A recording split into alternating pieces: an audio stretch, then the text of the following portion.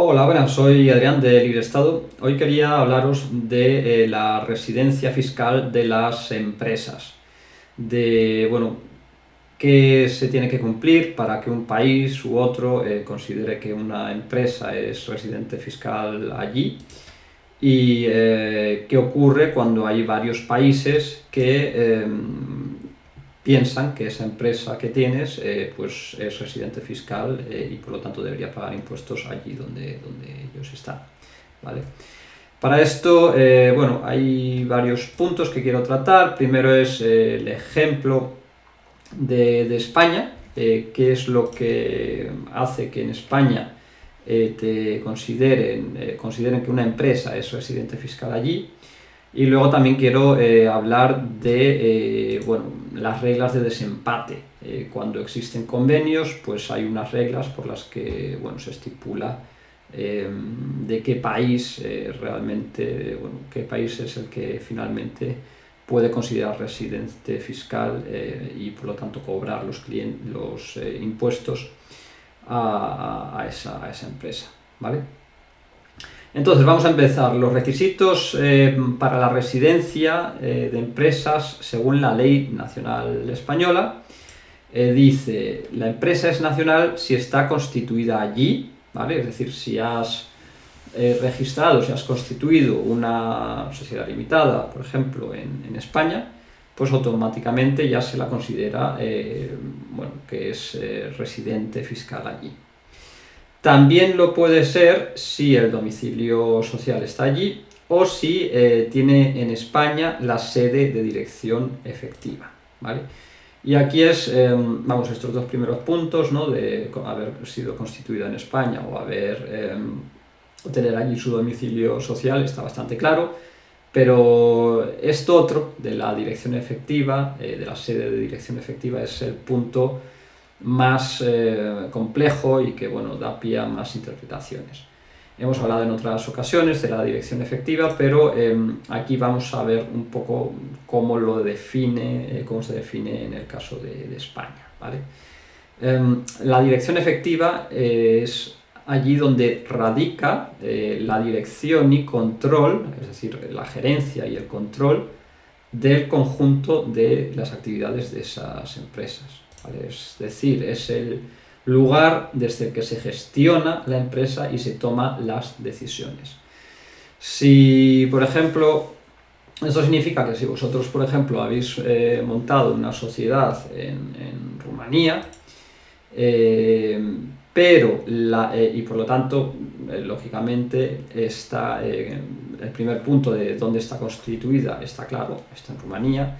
A lo mejor incluso lo que es la sede de empresa está en Rumanía también, pero la toma de decisiones es el tercer punto que tenemos que tener en cuenta. Y si resulta que nosotros estamos dirigiendo esa empresa, haciendo nuestra tarea como administradores, por ejemplo, como gerentes, desde España, entonces ese tercer punto permitiría a la Hacienda española considerar que esa empresa es residente fiscal en España, ¿vale? Y que por lo tanto tiene que pagar impuestos en España. Luego vamos a ver qué pasa, cómo se define, cómo se decide cuál de los dos países, porque España tiene un convenio con Rumanía, cuál de los países resulta finalmente ser el país de la residencia fiscal de esa empresa que hemos constituido en Rumanía, ¿vale? Lo estoy simplemente poniendo como ejemplo. Porque Rumanía, lógicamente, tiene leyes, tiene reglas parecidas a las de España. También ellos, si registráis una empresa allí o si tiene allí su sede, pues va a considerar que es residente fiscal allí. Entonces ya tenemos dos países que están considerando que esa empresa tiene que pagar allí impuestos. Y lo dicho, en ese caso pues hay que mirar lo que dicen los convenios, ¿vale?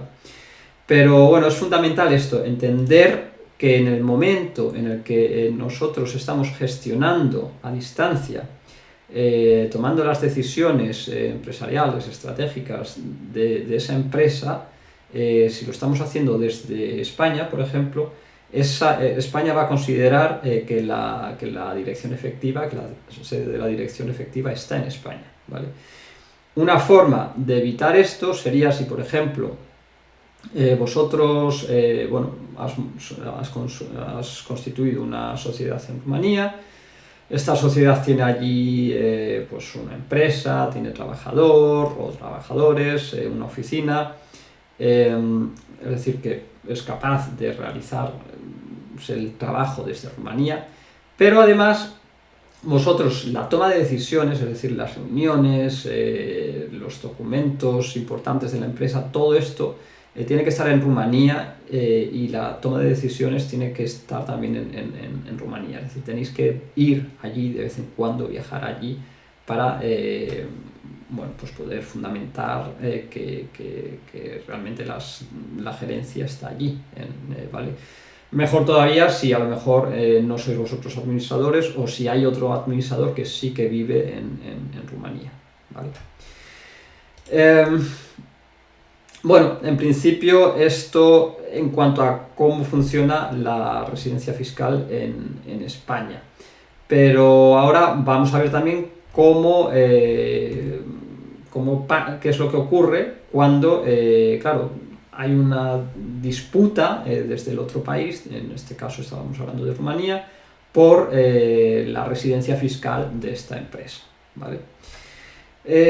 La definición de residente en los convenios suele ser algo como lo siguiente. La expresión residente de un estado contratante significa toda persona que en virtud de la legislación de ese estado esté sujeta a imposición en él por razón de su domicilio, residencia, sede de dirección o cualquier otro criterio de naturaleza análoga. Sin embargo, esta expresión no incluye a las personas que estén sujetas a imposición en ese estado exclusivamente por las rentas que obtengan procedentes de fuentes situadas en él. Es decir, que el que vosotros estáis recibiendo allí, yo que sé, estáis vendiendo en España o tengáis rentas desde España, en sí no convierte esa sociedad rumana en residente fiscal en España, ¿vale?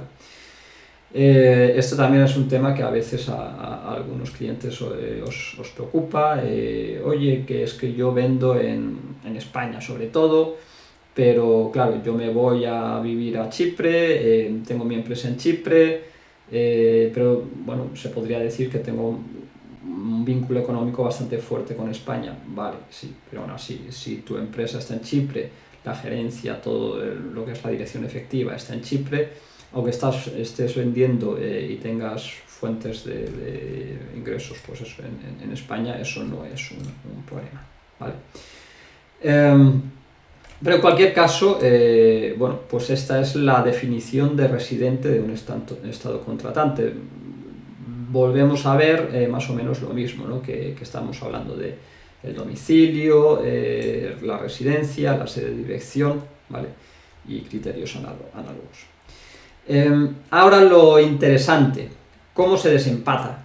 El tiebreaker, ¿cómo funciona con los convenios cuando existe un convenio de doble imposición? Tened en cuenta que si no existe convenio de doble imposición, ahí ya puede ser todo más complicado. Ahí ya pues, por ejemplo, si tenéis,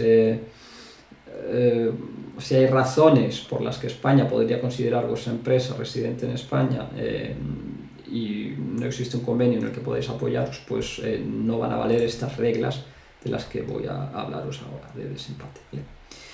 Os leo. Cuando una persona moral, es decir, una sociedad, sea residente en ambos estados contratantes, es decir, pues si estuviéramos leyendo ahora el convenio entre Rumanía y España, pues estos serían los dos estados contratantes, se considerará residente la sociedad del estado en que se encuentre su sede de dirección efectiva, lugar de toma de decisiones, gestión y management de la empresa, ¿vale? No es donde viva quien tenga el control, ¿vale? Esto es importante porque, claro, si vosotros vivís en España y tenéis el control o sois el último beneficiario, pues ya podría convertir vuestra empresa automáticamente en residente en España, ¿vale? Pero es el lugar de toma de decisiones y gestión de la empresa. Así que, bueno, aquí lo tenemos de nuevo. Al final, la clave es la dirección efectiva. La clave es, por supuesto, el sustrato empresarial es lo primero. Si no tenéis un sustrato empresarial en el otro país, no hace falta ni que empecemos a hablar. Pero luego también está el tema de la dirección efectiva, ¿vale? Así que, bueno, esto es un resumen, para que podáis haceros una idea de cómo funcionan las cosas. Si tenéis una empresa en un país extranjero, pero luego vivís pues en otro, ¿no? En España o donde sea, tened en cuenta esto de la dirección efectiva, porque puede acabar con todos vuestros intentos de optimizar con éxito los impuestos de vuestra empresa.